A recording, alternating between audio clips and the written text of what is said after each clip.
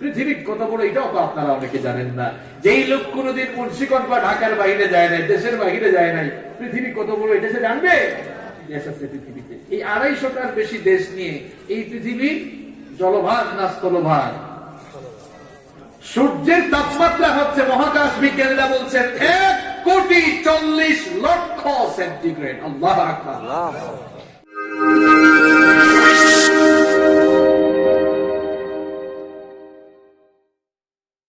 পৃথিবীর কত বড় এটাও তো আপনারা অনেকে জানেন না। যেই লোক কোনোদিন মুন্সিগঞ্জ বা ঢাকার বাইরে যায় নাই, দেশের বাইরে যায় নাই, পৃথিবী কত বড় এটা সে জানবে? আমরা যারা কয়েকটা দেশ সফর করছি আমরা কম হইলেও বুঝি যে আসলে দুনিয়াটা বড় আছে, তাই না? এই বাংলাদেশের আয়তন কত? 1,47,570 বর্গ কিলোমিটার। পার্শ্ববর্তী দেশ ইন্ডিয়া আমাদের দেশের চেয়ে আরো 30-35 গুণ বড়, মানে 30টা-35টা বাংলাদেশের সমান হবে। কানাডা বাংলাদেশের চাইতে 90 গুণ বড়। ইউনাইটেড স্টেট অফ আমেরিকা বাংলাদেশের চেয়ে 100 গুণ বড়। আবার আয়তনের দিক থেকে পৃথিবীর সবচেয়ে বড় দেশের নাম হলো রাশিয়া, বাংলাদেশের চেয়ে 160 গুণ বড়, মানে 160টা বাংলাদেশের সমান একটা দেশ। দেশটার নাম কি? চিন্তা করছেন? এই যে এতগুলো দেশ, কয়টা দেশ আছে? প্রায় 250টার বেশি দেশ আছে পৃথিবীতে। এই 250টার বেশি দেশ নিয়ে এই পৃথিবী জলভাগ না স্থলভাগ? জলভাগ বুঝেন না? পানি না জমিন? জমিন। পৃথিবীর 4 ভাগের 1 ভাগ হচ্ছে জমিন আর 3 ভাগ পানি। তার মানে এই পৃথিবীর চাইতে আরো 3 গুণ বেশি অংশ জুড়ে, এই পৃথিবীর জমিনের চাইতে 3 গুণ বেশি অংশ জুড়ে আছে মাটি না পানি? আল্লাহু আকবার। শুধুমাত্র আটলান্টিক মহাসাগরের আয়তন কত জানেন? 8,24,00,000 বর্গ কিলোমিটার। আল্লাহু আকবার। আর প্রশান্ত মহাসাগরের আয়তন তো আরো বেশি, 16,84,00,000 বর্গ কিলোমিটারের উপরে। এরকম বিশাল বিশাল মহাসমুদ্র সৃষ্টি করেছেন কে? এই যে পৃথিবী, এই পৃথিবীর চাইতে সূর্য হলো আরো 13 লক্ষ গুণ বড়। সূর্য যে আপনাদেরকে আলো দেয়, এই লাইটে তো আলো দেয়, এগুলো কত? মনে হয় 40-50 ওয়াটের। এবার প্রশ্নের উত্তর দেন তো, এই যে অন্ধকারের পর পৃথিবী আলোকিত করার জন্য সূর্য উদয় হবে, এই সূর্যের পাওয়ার কত ইউনিট?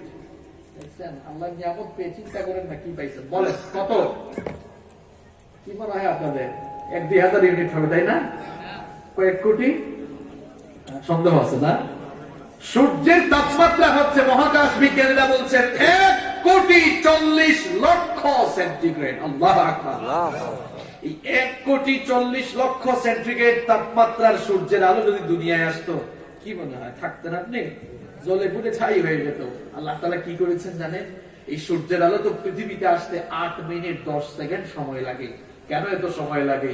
কারণ আকাশের মধ্যে আল্লাহ তাআলা বায়ুমণ্ডলীয় বিভিন্ন স্তর সৃষ্টি করেছেন, যেগুলোকে বলা হয় ট্রাপোস্ফিয়ার, স্ট্রাটোস্ফিয়ার, আয়নোস্ফিয়ার, ম্যাগনেটোস্ফিয়ার, এক্সোস্ফিয়ার। এ ধরনের বিভিন্ন বায়ুমণ্ডলীয় স্তর, বিভিন্ন ফিল্টার আল্লাহ তাআলা আকাশে স্থাপন করে রেখেছেন। সূর্যের আলোটাকে ওই সকল ফিল্টার বা বায়ুমণ্ডলীয় স্তরের মধ্যে আল্লাহ তাআলা সূর্যের আলোটাকে ছেকে পিউরিফাই করে করে যতটুকু আলো দরকার ততটুকু আলো আমাদেরকে আল্লাহ দান করেন। সুবহানাল্লাহ।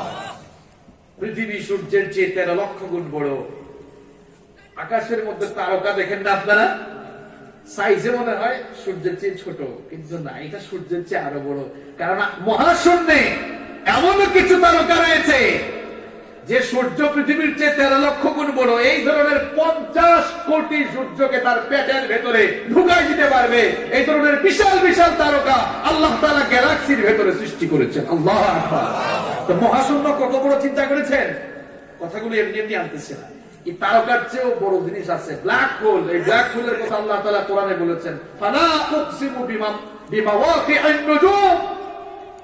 শপথ সেই স্থানের যেখানে এসে তারকারাজি ধসে যায়, খসে পড়ে।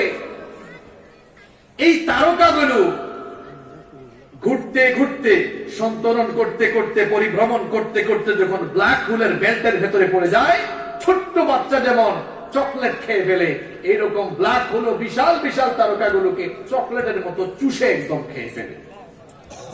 আল্লাহু আকবার করতে মন চায় না?